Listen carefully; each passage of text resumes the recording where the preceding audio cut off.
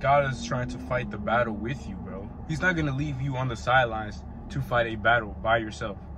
This is the biggest thing. Even if a battle looks like it is out of control, if the battle seems unwinnable, if a battle seems like you're all alone, you're never alone in the battle. Think of somebody like David, right? His family did not believe in him.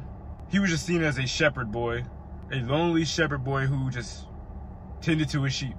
And they didn't see David as somebody who could fight and have an impact in the war. It was a war between the Philistines and the Israelites.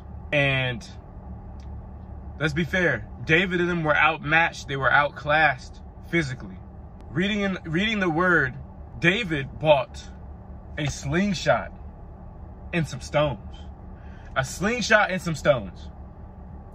And he's like, I'm going to take on Goliath. Now, mind you, Goliath is 10 plus feet tall, as described in the Bible, right? Armor, strong, chiseled, strong, man. Like, y'all ever seen them bodybuilders? Just think twice as big as that. These are strong. This is a strong individual. And, you know, Goliath's army looked up to Goliath, because if Goliath were to get struck down, then the war would pretty much be over. So Goliath was basically their team. And then you had David's team. Smaller, you know, they didn't want to be attacked. Like a smaller country.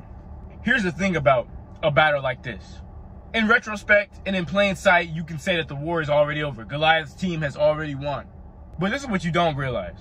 David had a step up on Goliath. Let me break it down. Let me break it down for you. David, though he only had a slingshot and some stones, had God on his side. God gave him strength. God gave him security. God gave him peace within the war. From those who didn't believe in him, his brothers who did not believe that he would do what he did. He slayed Goliath with a stone, with a single stone, to the noggin. Actually, this is the noggin. To the head. So all it took to take Goliath out. But this is the thing about David. He wasn't afraid. His faith never wavered. He never lost hope. And he ultimately depended on God. And a lot of times in our daily battles, in our daily lives, we tend to feel like we're in a war all by ourselves. That everything we do, we're supposed to figure out on our own, right?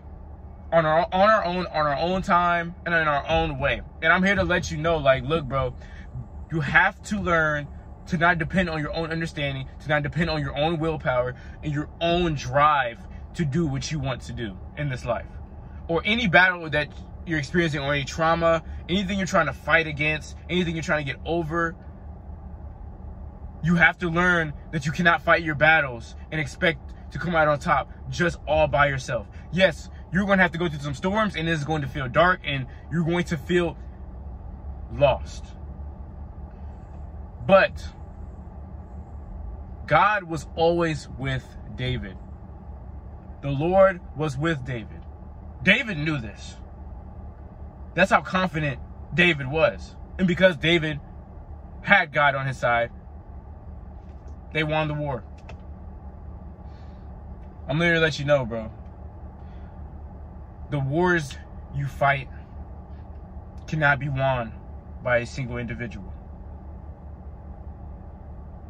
You cannot win this war of life by yourself. You cannot figure out this life by yourself. You cannot expect to continue to grow and to fight the good fight of faith by yourself. It's going to take sacrificing your own pride, sacrificing yourself, and allowing God to handle your situations. And a lot of times we feel like, yes, we can make an impact on our own lives and our own situations. But there comes a point, it gets to a point to where we cannot do anything else. We cannot do anything else because you can only control what you can control. Look, man, if you didn't learn anything else from this video, it's to fight that good fight of faith with the Lord. He's never going to betray you. He's never going to leave you. But the only way you can fight with the Lord is if you allow him to be on your side. But hope you enjoyed this video. I hope you learned something. And as always, God bless.